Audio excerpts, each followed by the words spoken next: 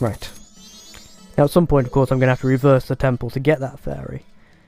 I'll probably do it before I fight the boss, I think, rather than after.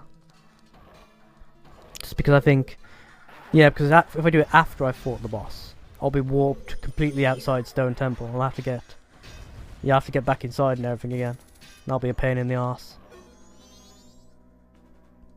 Right. If you'll stop fucking up what I'm telling you to do when I push the D-pad. No, I'm not pushing the fucking Ocarina button.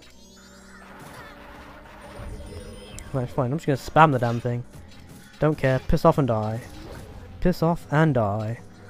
You stupid fucking 5th goddamn boss fight of the damn game.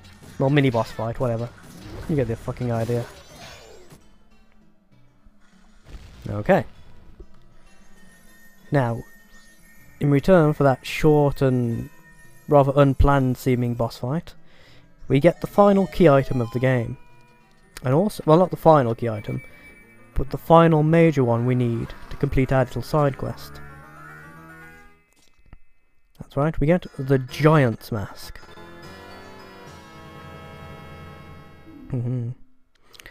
Now, it's a bit of a weird mask, to be quite frank, in as much as it only works inside an alternate pocket dimension that the boss is hiding within.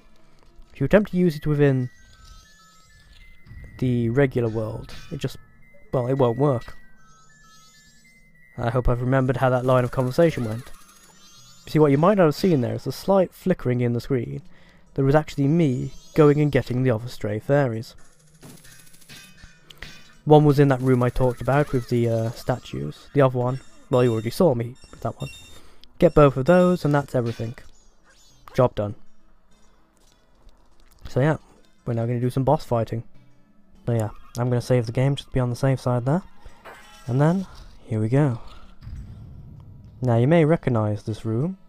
This was the room in which we fought the weird ninja leader. In fact, he leapt out of that pit. Well, it wasn't a pit at the time, it was a giant skylight. And yeah.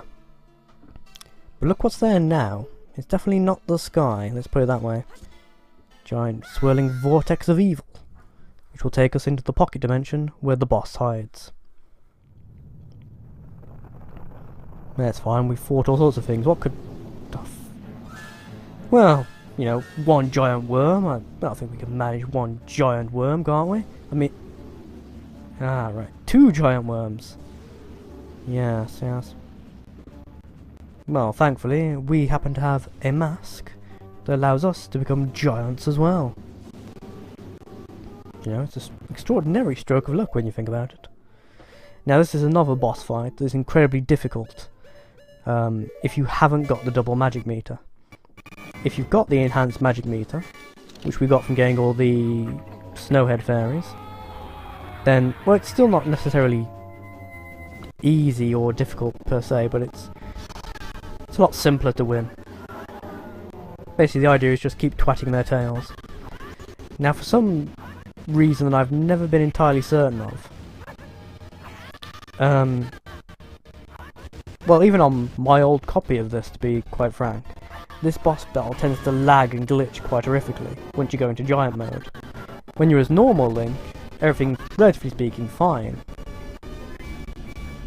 When you're playing in giant form, yeah, it tends to get a bit slow and glitchy. I think it's got something to do with the 2 bosses. There's something about them both being on the screen at the same time it doesn't like. Yeah. Just keep twatting away. Even if you miss, you're only going to take about 1/4 damage, assuming you've been following the guide properly. So yeah, just keep generally aiming for the tail and twatting away. I won't lie to you, this will take quite a while. There's no point trying to disguise it. However, these guys don't actually have any attacks. No, literally, they don't attack in any form. They just swirl around the screen. It's only when you're normal size Link that they give you any trouble, because they'll try and eat you. When you're a giant, they just tend to content themselves to spinning lazily around, and occasionally they might try and burst up from underneath you, but even then it does like barely any damage, so... Eventually, of course, you'll do enough damage to them that they'll die. Unfortunately, we'll have to kill them both separately. There is no way of killing them both at the same time, really. I don't think there is. I mean, you could try and time it so you could do like your magic spin attack as Giant Link, but if you cock it up, you just rapidly drain your magic meter even more than it's already going down. So you're better off just sticking to your guns and attacking one at a time. No, guns, swords, you get the idea. And it can be a bit of a pain in the arse to actually hit their tails, I do admit. Especially when they keep spinning around themselves like this. They act as like their own shield. Now you may wonder why I keep smashing the pillars and stuff lying around the place.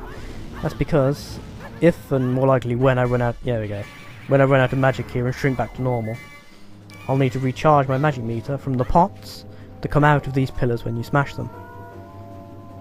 Now as soon as I've got enough, there we go, straight back into giant mode. Yeah, let's finish this guy off. Literally, this is more or less just a battle of attrition. It shouldn't take any real effort, it's just a matter of time.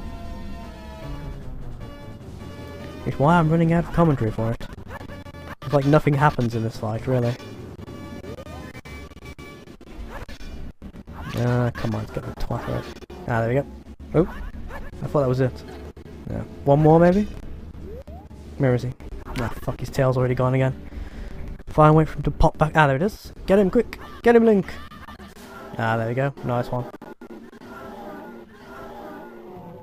Yep, with the death of the other one, that's basically it. Seriously, it's probably the most difficult temple. And in some ways, the coolest as well.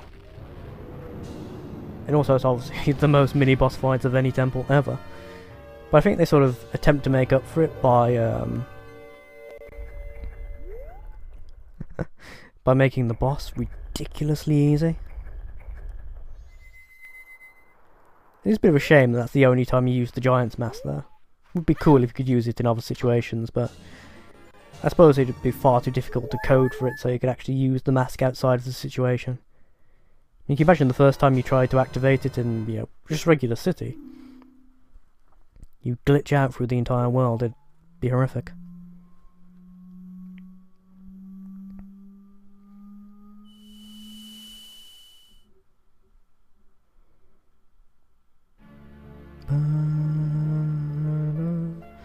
Yep, this is the last time, outside of the final sequence of events, that we're going to see this, well, this general type of cutscene involving the giants. And Tal sums it up pretty well. Yep, we've helped you all. So, you know, let's go squash the Skull Kid flat. I mean, surely if all four of you stood on him at once, that should, you know, solve the problem. Okay, you're repeating yourselves now, guys. Yes, you know we want you to call this. Yeah, we freed you all from your evil imprisonment. We're not going to make a fucking appointment with your secretary. Just come help us out already.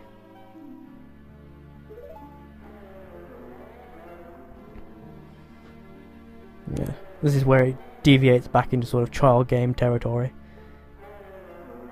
The power of friendship and forgiveness. And rainbows. Yeah, basically they want us to forgive the Skull Kid for all the crap he's unleashed.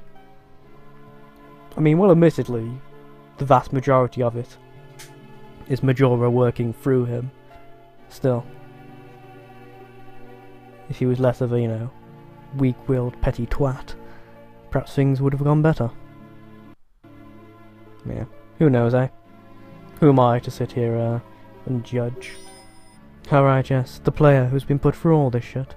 I got plenty of right to judge.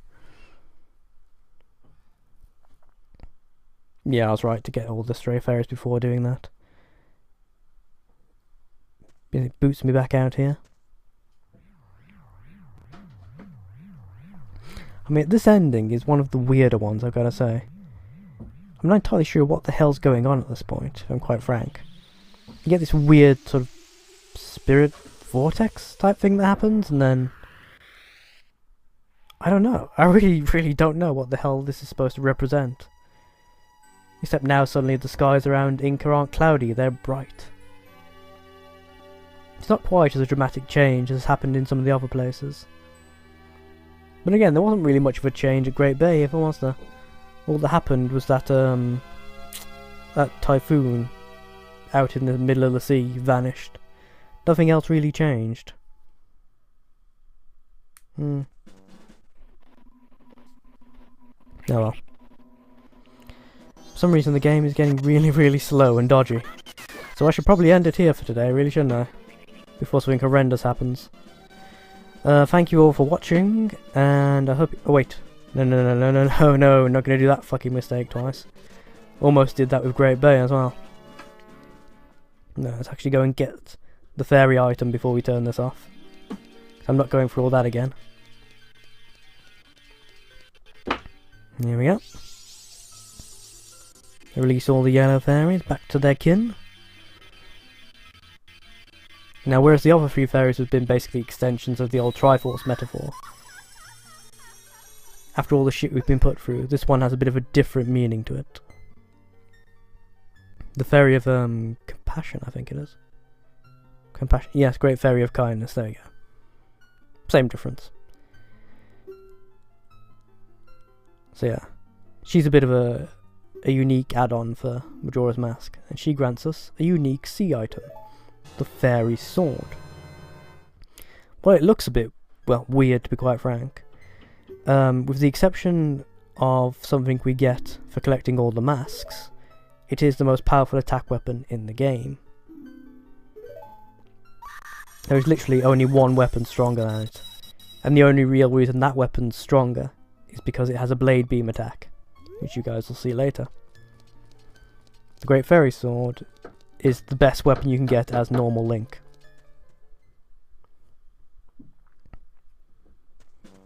But yeah, I think that's enough of that. Before the emulator crashes, I'm gonna warp back and save.